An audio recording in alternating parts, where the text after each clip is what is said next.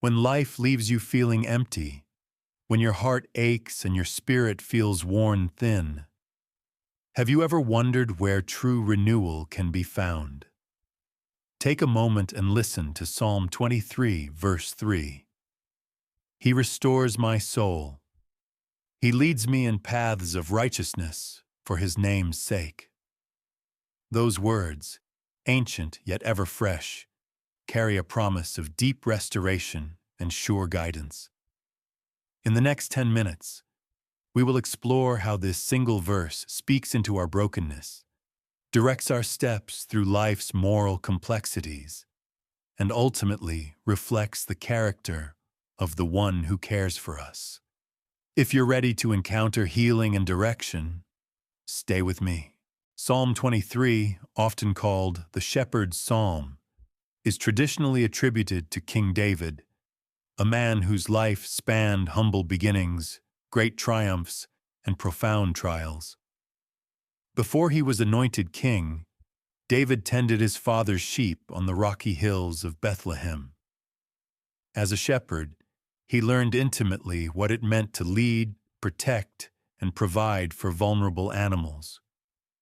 Later, as a warrior facing Goliath, and as a fugitive on the run from King Saul, David experienced fear, uncertainty, and the fragility of life. Scholars believe portions of this psalm emerged either during David's early years of shepherding or in moments of exile and battle, when the responsibilities of leadership pressed heavily upon him.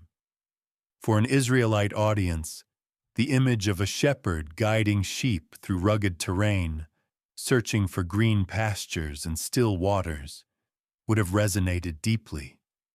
It conveyed not only provision and protection, but also an intimate, relational care. In a culture where gods were often distant or capricious, this psalm presented a God who is both tender and trustworthy. By invoking the shepherd metaphor in verse 3, David taps into his own past while pointing forward to God's unchanging nature. When he says, "He restores my soul," he draws on the memory of laying down staff and rod after a long day in the fields, but then elevates the idea beyond physical rest to spiritual renewal. When he speaks of paths of righteousness, he recalls trails he once trod to water his flock, but now sees those paths as moral highways carved by divine guidance. And when he adds, "for his name's sake," he reminds listeners that this care flows not from human merit, but from God's own character. His reputation for faithfulness and holiness. Let's unpack 3 crucial phrases in verse 3 and uncover their depth. He restores my soul. The original Hebrew uses the verb yânachēnî, which literally means, he causes me to lie down again. On the surface, this suggests rest. But in context, especially following trials or exhaustion, it points to restoration at the core of our being. Imagine a cracked clay jar.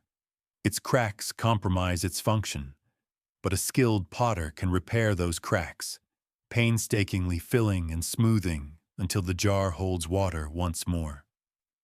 Spiritually, restoring the soul implies God gathers our broken pieces, our regrets, anxieties, and traumas, and lovingly heals them. It goes beyond comfort. It recreates vitality, purpose, and inner peace. He leads me in paths of righteousness. The Hebrew phrase bi me k rabe sdak ka can be translated in the tracks of uprightness. Picture ancient sheep trails worn into the hillside by repeated footsteps, safe routes that avoid cliffs and danger. Similarly, paths of righteousness are moral and spiritual tracks laid down by divine wisdom. Righteousness here is not self-righteous pride, but right relationship. Choices aligned with truth, kindness, and justice. These paths guide us through ethical dilemmas, relationship conflicts, and societal pressures. Under God's leadership, Each fork in the road becomes an opportunity to mirror his integrity. For his name's sake.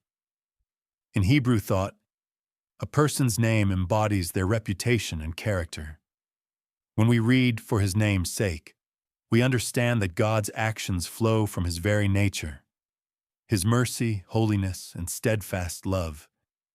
He restores and guides not because of anything we deserve, but because his own glory and faithfulness demand it.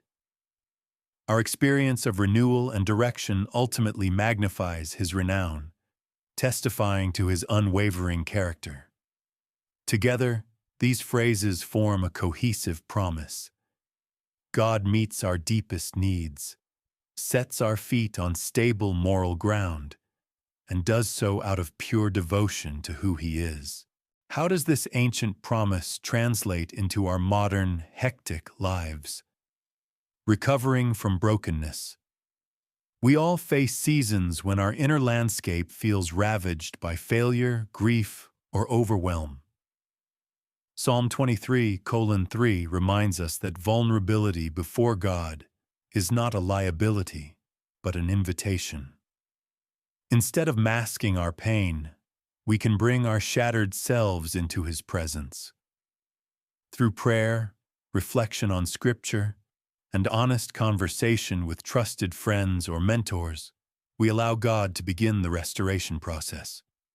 Over time, the broken pieces, our doubt, resentment, and fear, are reshaped by grace into resilience, hope, and trust.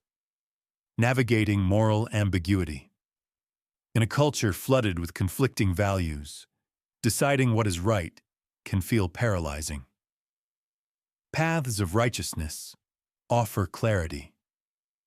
Before making a difficult decision, whether in business, relationships, or personal habits, we can pause and ask, does this choice align with the character of God?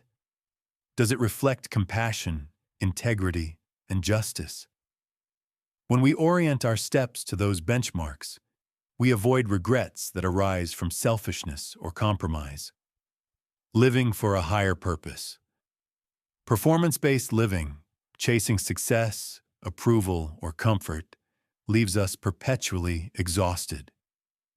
But Psalm 23:3 shifts our focus from earning to reflecting.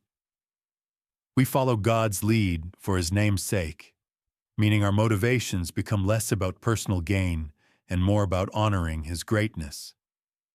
As we invest in acts of service, speak truth in love, and steward our gifts wisely, we become living testaments to the one who restores and guides.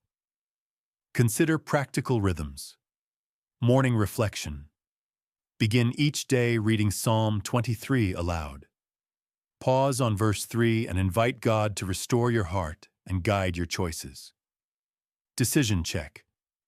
When faced with a moral crossroads, consciously evaluate which path best exhibits love, justice, and truth. Evening gratitude. Journal moments when you sensed restoration or clarity, tracing them back to God's faithful hand. Now let's pause for a 2-minute guided meditation. Feel free to close your eyes and breathe slowly. Sit comfortably and take a deep breath in and out. Imagine yourself as a lamb in a lush, dew-kissed valley just before dawn. The air is cool and mist rises from the grass. In the distance, you hear the soft sound of footsteps, steady and sure. That is the shepherd. With each breath, sense his presence drawing near, a warm, protective glow surrounding you. Visualize his hand gently smoothing your ruffled wool. He is restoring you. Feel tensions melt as he speaks one word: rest. Now notice a narrow trail winding through the valley. Although the path curves and dips, you trust each step because the shepherd leads. Imagine his staff guiding you along this track. No sudden pitfalls, no hidden dangers, only a clear way forward. As you inhale, breathe in peace. As you exhale, release every doubt. With each step on this righteous path, Feel your soul's strength renewed. Carry this sense of restoration and direction into your next moments. Slowly open your eyes when you're ready, bringing this calm assurance back with you. Psalm 23:3 invites us into an ongoing story of wholeness and purpose. His restorative touch repairs our brokenness. His righteous paths guide us through life's uncertainties, and it all flows from his unchanging character. For his name's sake.